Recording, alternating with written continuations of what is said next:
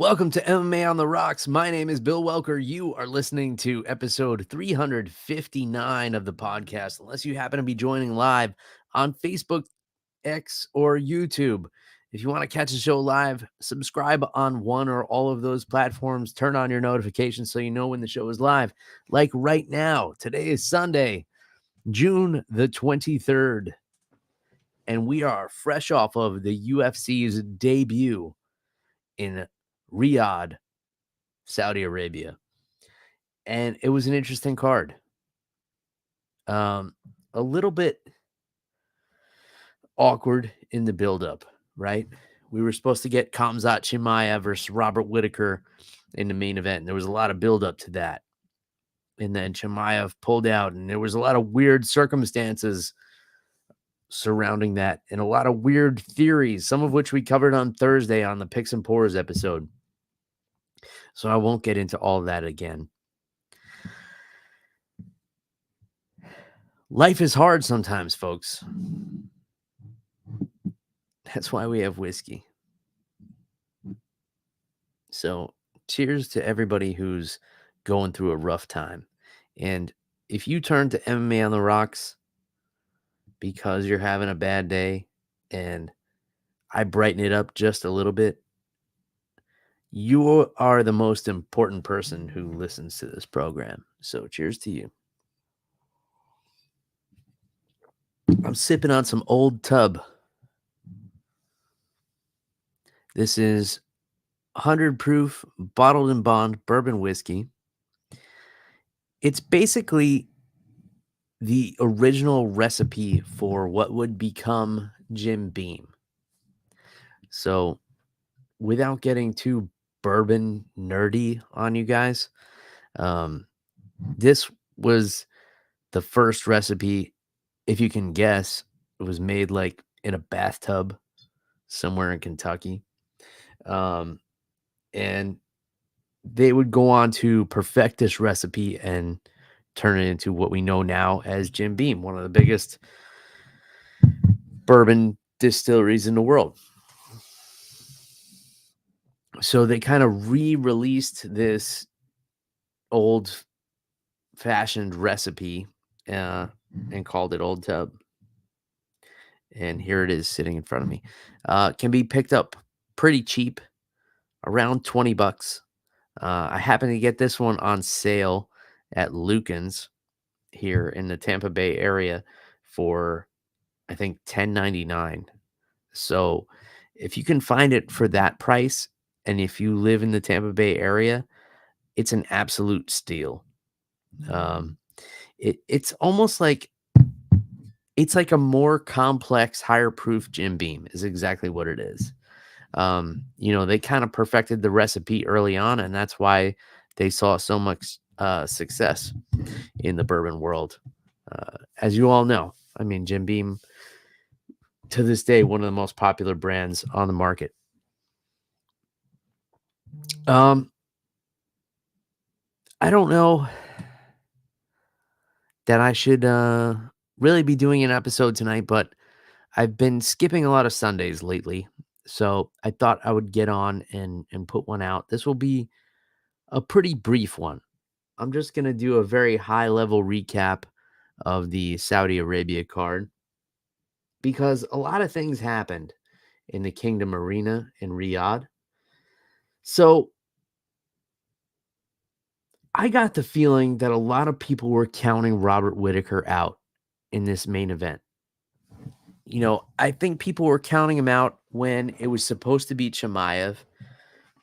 And I feel like a lot of people were counting him out when Ikram Alaskarov stepped in on short notice, because he's one of Khabib's guys and he's got a lot of first round knockouts and, he's got the whole Dagestani beard thing going on. Truth be told, I'm not a fan of the facial hair of either one of these guys in the main event here. But all that being said, I did not see how Robert Whittaker would lose to Alaskarov. I mean, if you look at Alaskarov, his resume is impressive for sure. For sure. This is a scary dude. And if it was anyone outside of the top 10, I would probably favor Alaskarov based on his resume. But if you look at it, yeah, he's knocking guys out in the first round. He's submitting guys in the first round.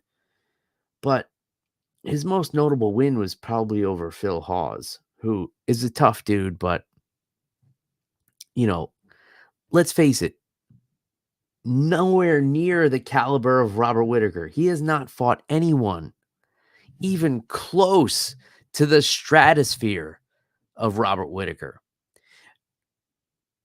Now, listen, if we were talking about the Robert Whittaker who fought Dricus du Plessis and he was coming fresh off of that fight and didn't have the fight with Paulo Costa, where we saw that he still has that fire and he still has that need to be the champion, I might have looked at this differently.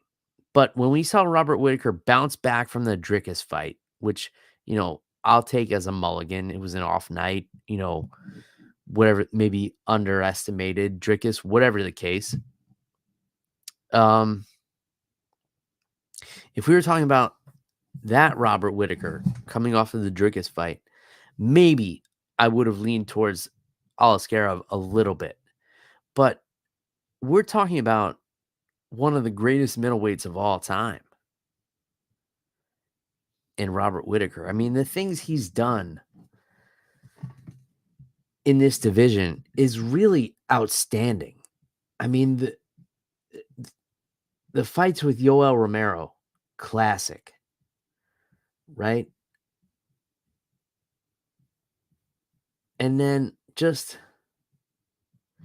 the knockout of Jacare, the knockout of Derek Brunson, when Derek Brunson came sprinting across the cage head first, and Robert Whittaker was just like, all right, cool trick, man. Let me show you how this fighting shit is done. We're talking about that Robert Whittaker. I'm taking that guy every time. So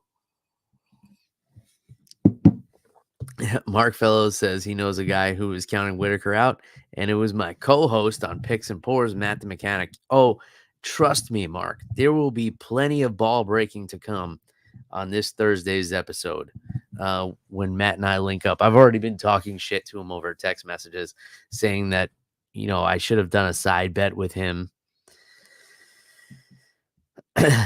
about, Whittaker winning this fight. And I really wish I had. So, I mean, not much to say about the victory. It was dominant. And like I said on Thursday, he completely dismantled Alaskarov. He was more like Alice scared off, I'd say. I came up with that on the spot for the record.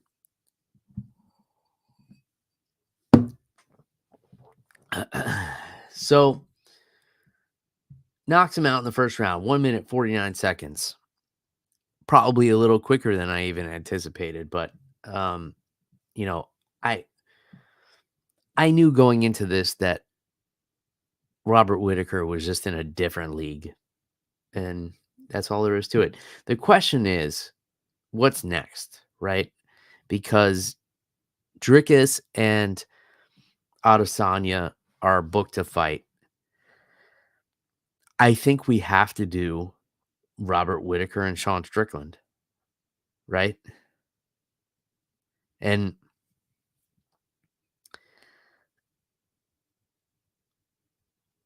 that sucks. That for a lot of people, that's a fight that you don't want to see somebody lose, but I don't think there's any other fight to make.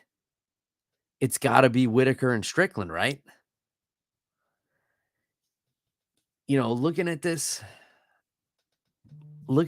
ranking, unless you give Whittaker like a Brendan Allen, which, Brendan Allen's a great fighter. I think he has potential. I think he needs to be built up a little bit more. I don't think he's on the level of Robert Whittaker yet. Man, this is tough. I don't know what we do. I see you guys are having a conversation here in the comments, which is great. Have at it. I'm gonna have some more whiskey here, but let me know what you think. What should be next for Robert Whitaker? I think it has to be Sean Strickland. I think out of the top 5 guys, that's the matchup we need to see. And I know a lot of you are gonna say, I don't really want to see either one of those guys lose. And I get that. But man, it's an interesting fight. It really is an interesting fight because Strickland has this aura about him where he just wins fights he's not supposed to win.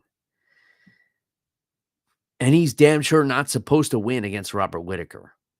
Robert Whitaker is far more well-rounded. He's way more skilled.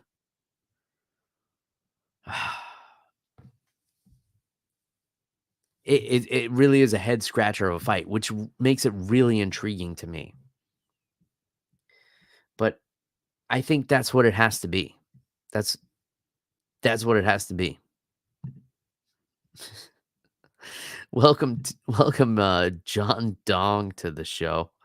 He says, "Sup, guys? First time here." Well, very, very large welcome to John Dong. Thanks for joining the program this evening. Admittedly, this will not be one of my finest performances. Um, had kind of a rough day, to be honest, and the old tub is kind of pulling me through here. So we'll see what we get out of this show. But welcome to the MMA on the Rocks community, John, and I hope you enjoy yourself. Cheers. We got some other people that I'm going to have to shout out on here as well as we go down the line. But I need to talk about, hold on. I got to adjust my hair before we talk about Alexander Volkov's unanimous decision win over Sergey Pavlovich. Now, the story of this fight had absolutely nothing to do with the fight. So the fight was okay. Volkov established the outside striking. The leg kicks were really nice. He had his jab and his lead hook working really well, bloodied up Pavlovich and just basically shut him down. The story of the fight was Volkov getting his hair combed in between the rounds. Now, I've been a fan of MMA basically since it started, but I would say I've been a really hardcore MMA fan since 2005. Let's say that. So almost 20 years. 2005, I would say I became a really hardcore MMA fan. I've never seen a cornerman comb their fighter's hair in between rounds. This is a first. Now, I don't know what the deal is. I don't know if Volkov has some bald spots he's self-conscious about and he needed a comb over. I don't know if he just felt like he needed to look good to perform well. You look good, you feel good. You feel good, you fight good. Was that sort of thing. But man, I've never seen anything like this before. And I've cornered fighters before. I'm a coach, right? And there's certain things you have to remember. Does your fighter have their cup? Does your fighter have their mouthpiece? Do you have ice? Do you have a cold steel in case they get a mouse? Do you have gloves? Do you have Vaseline? In the UFC, at the UFC and the professional level, the what do you call it? The officials take care of the Vaseline, but the amateur level, you got to have the Vaseline, right? Do you have materials to wrap the hands? Never once have I worried about having a comb on hand. It just seems like an extra thing to worry about. But here we have it. We have two Russian monsters Also, forget the fact that Volkov is 6'7". Who is seeing the top of his head anyway? If he has a little bald spot or something up there, nobody's going to see it. If I had a bald spot, everyone would see it. I'm not a tall man. Maybe I should start having just have somebody follow me around and comb my hair just to make sure there's no bald spot showing, which, by the way, there are none. You guys can take a look. I'll show you. Got a full head of hair here still. It's one of the only things I have going for me these days.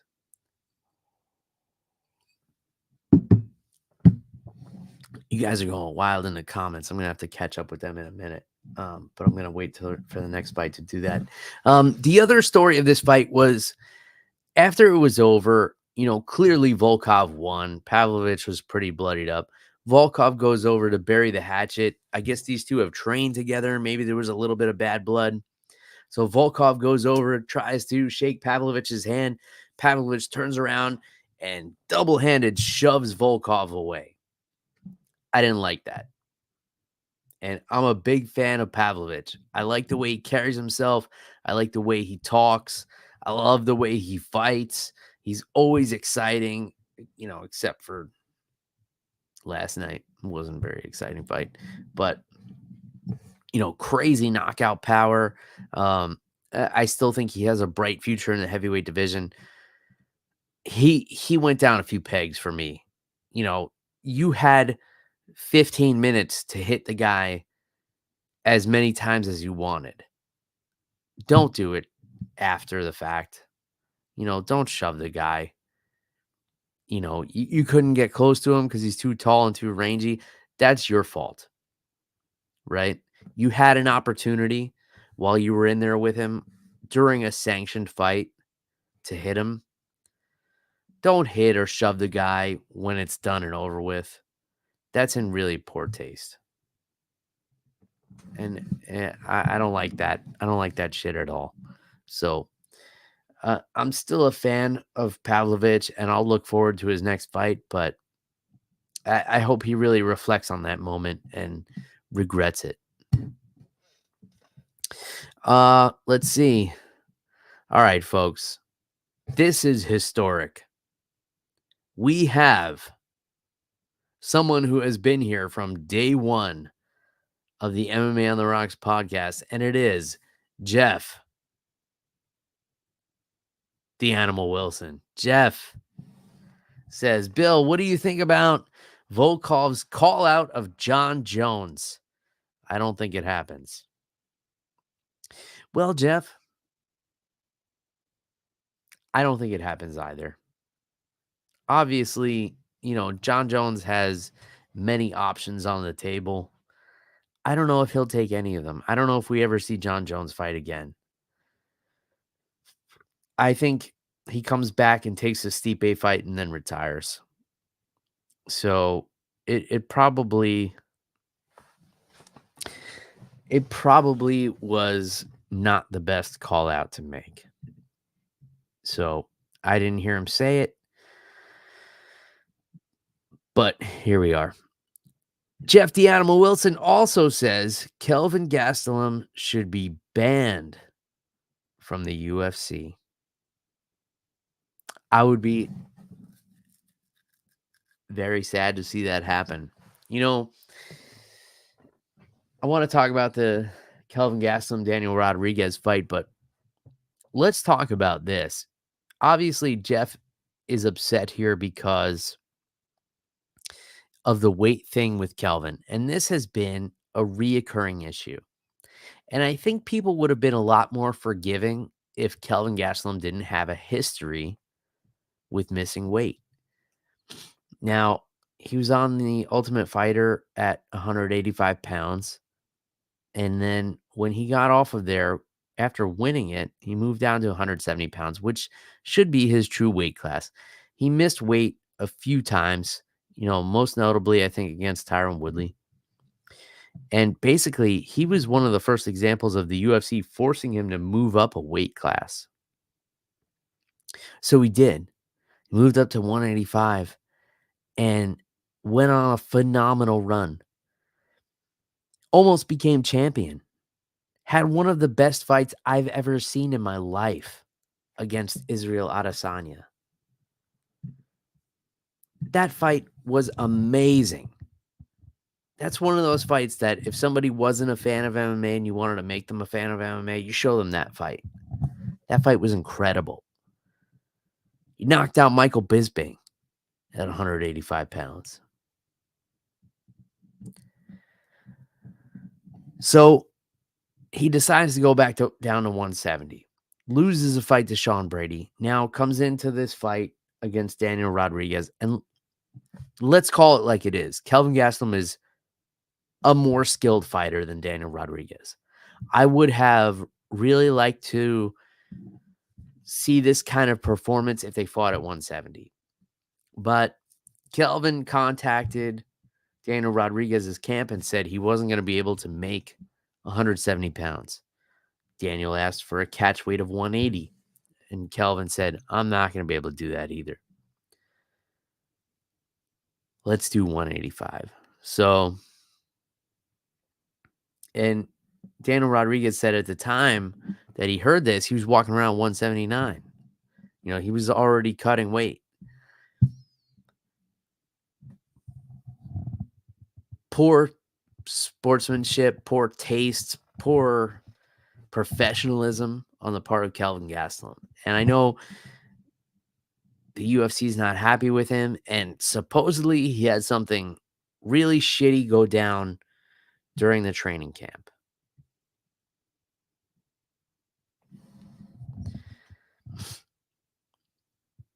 I think we would be a little bit more forgiving if there weren't a history of missing weight, right?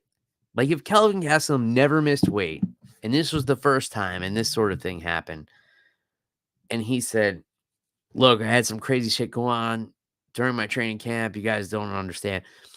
I think we give him a pass. I still have a bit of a soft spot for Kelvin Gastelum because the dude is so good, and he put on one of the best fights I've ever seen against Israel Adesanya.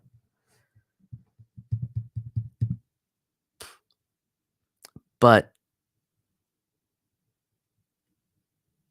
yeah, I don't blame the UFC if they're a little bit harsh on him for this one, or if they don't let him fight at 170 again. And he never really said what was going on. You know, was it an injury? Is he having like relationship problems? Is he having addiction problems? We don't know. We don't know what happened. Maybe we would be a little bit more sympathetic if we knew. Maybe we would be a lot less sympathetic if we knew. Right? Maybe somebody gave him like a $500 gift card to Pizza Hut. And he was like, you guys don't even know what happened during my camp. I ate a lot of Pizza Hut. You know, maybe we would be less sympathetic. Who knows?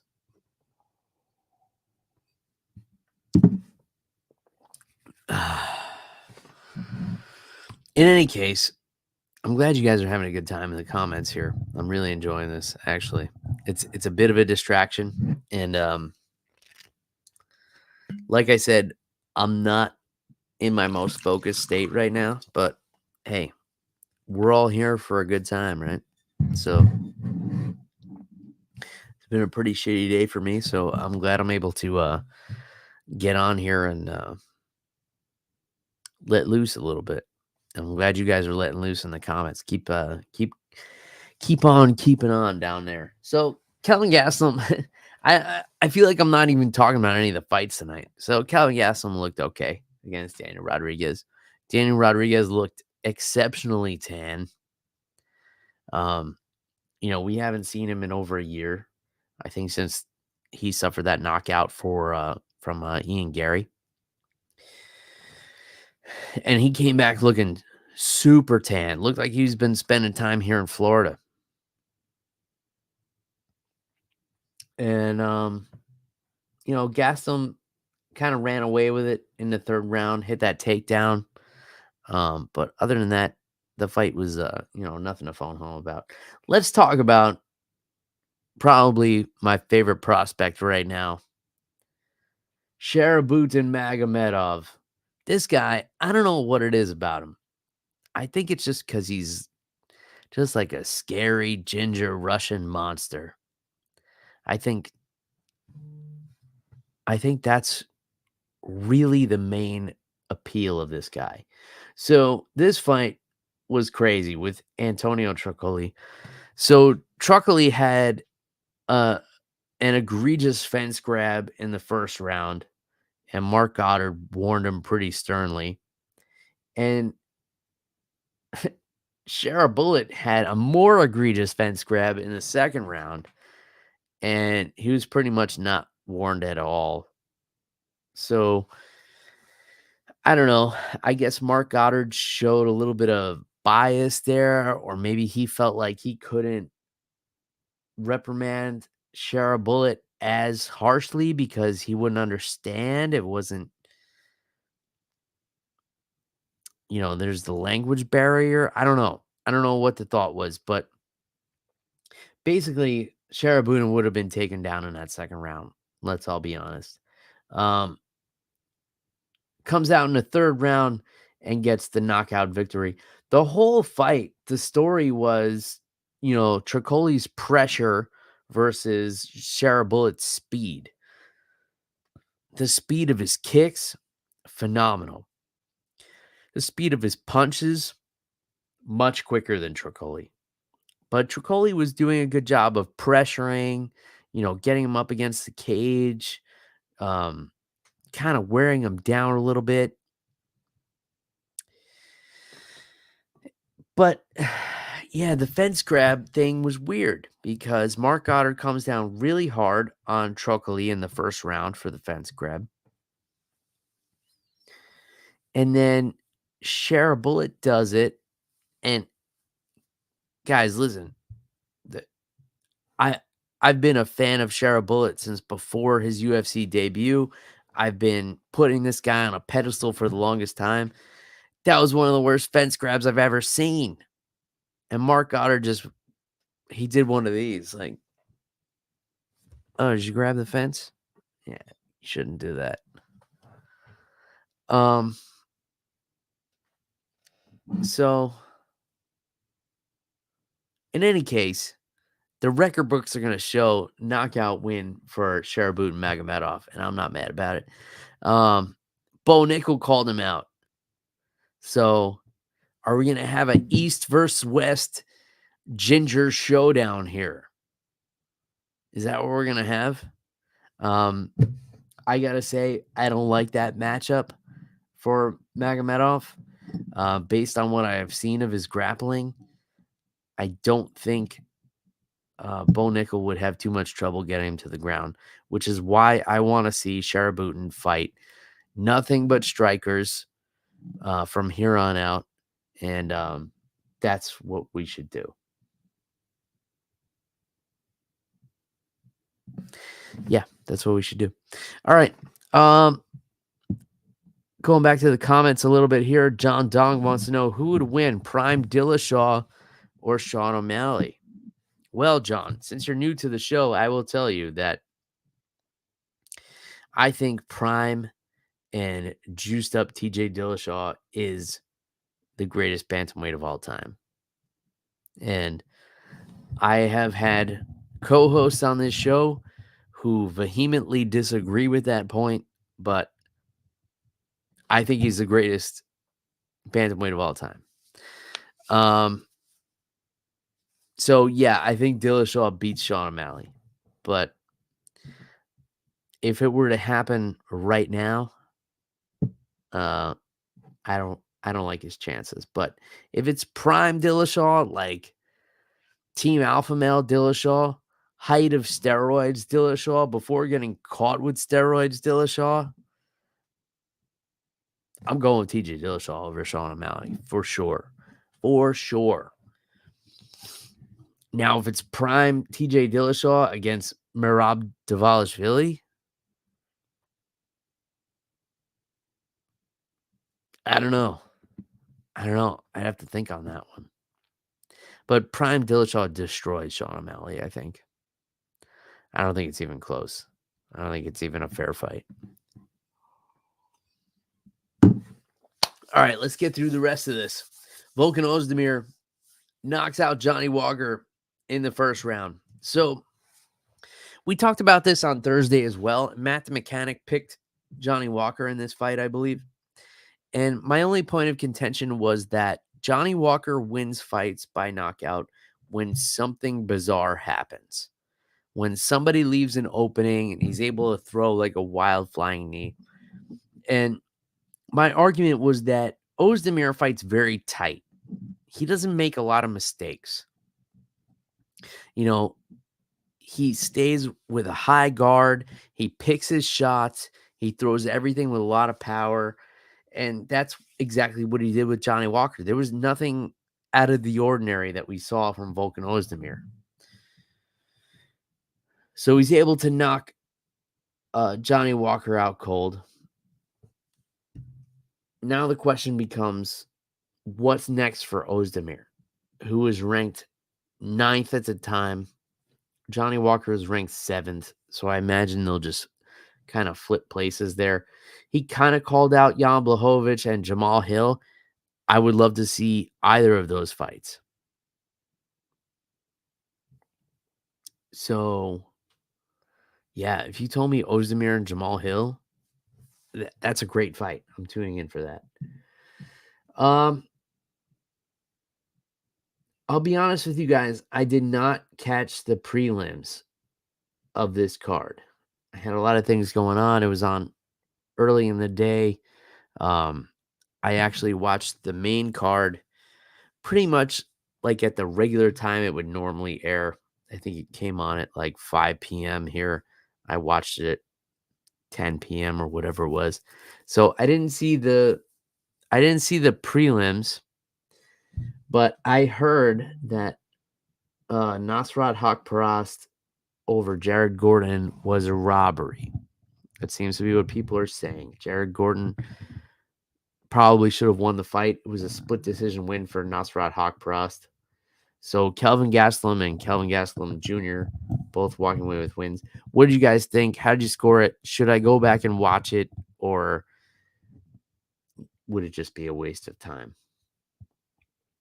Then Rinat Fakhretdinov gets a split decision win over Nicholas Dalby. That was another prelim fight that Matt the Mechanic bet on last week. Lost. And was there anything else of interest on the prelims? Please let me know if there's anything I need to go back and watch there. And I'm just going to pull up the card for next week. So we have UFC 303 coming up. Obviously, we're going to do a deep dive on Thursday night with Matt the Mechanic, and we're going to have him do his bets and see how he's going to lose money. So Alex Pereira and Yuri Prohaska step in to try and save this card. And this was a dream matchup of mine for a long time. Alex Pereira and Yuri Prohaska. I was asking for this fight while Pereira was still a middleweight contender. I wanted to see this fight. We saw it the first time, and it was okay, but I feel like there's still an epic performance that can come out of this matchup, and I'm really looking forward to it. Co-main event, Brian Ortega and Diego Lopez. Diego Lopez just really capturing the MMA community in a way that you wouldn't expect a guy with such an emo haircut to do. But yet, here we are. He's in a co-main event against Brian Ortega. And in all honesty, I think it's a huge step up in competition for him. But I also feel like this kid has so much potential, and he could really make a big splash here. I'm really interested in this fight. Anthony Smith and Roman Dolidze, that's a fun fight. Myra Bueno Silva and Macy Chiasson, great fight. Ian Gary and Michael Venom Page, are you kidding me? Why is nobody talking about this?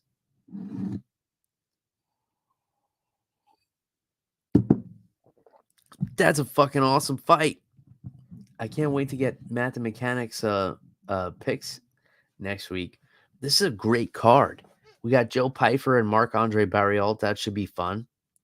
Cub Swanson and Andre Feely. Fun fight. Charles Jourdain always delivers against John Silva. Peyton Talbot, who's 8-0 now, getting in there against Yanis Gemori. Michelle Watterson Gomez against Jillian Robertson. This is way down on the prelims. That's a great fight. Andre fucking Arlovsky still doing the damn thing, getting in there against Martin Boudet. Andre Arlovsky has been fighting since before most of you were born, I think. In fact, all of the MMA students I train now were not even born when Andre Arlovsky started fighting. And then the very first fight on the card is Ricky Simone and Vinicius Oliveira. This is a phenomenal card, top to bottom. Phenomenal. I can't wait for this one. All right, guys. I told you it was going to be a short episode. I gave you, 36 hard minutes here. Jeff the Animal Wilson says he doesn't think he was born when Andre Arlovsky started fighting. Jeff, you were. You were born. You're not that young anymore, kid. Welcome to all of the new folks to MMA on the Rocks. Again, probably not my finest performance, but here we are. We're getting an episode in tonight. It's episode 359, recapping UFC Saudi Arabia with some old tub, bottled and bond, 100 proof whiskey. Goes down a little bit too easy, as you can see. If you guys want to grab some MMA on the Rocks merchandise, you can go to reaper1.co. If you're watching live, all the links are in the show notes down below. And if you're listening in retro time or whatever you call it, or on a podcast platform, the direct links are in the show notes. You can grab an over the top, under the influence t-shirt, tank top, or hoodie. And yeah, that's that.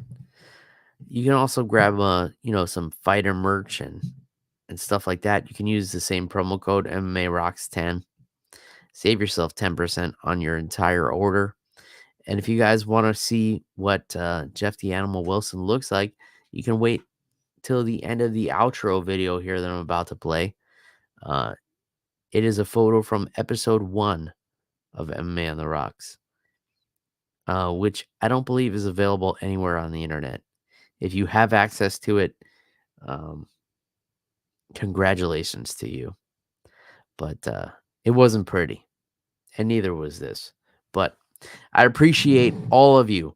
Please like, comment, subscribe, share, do all that stuff.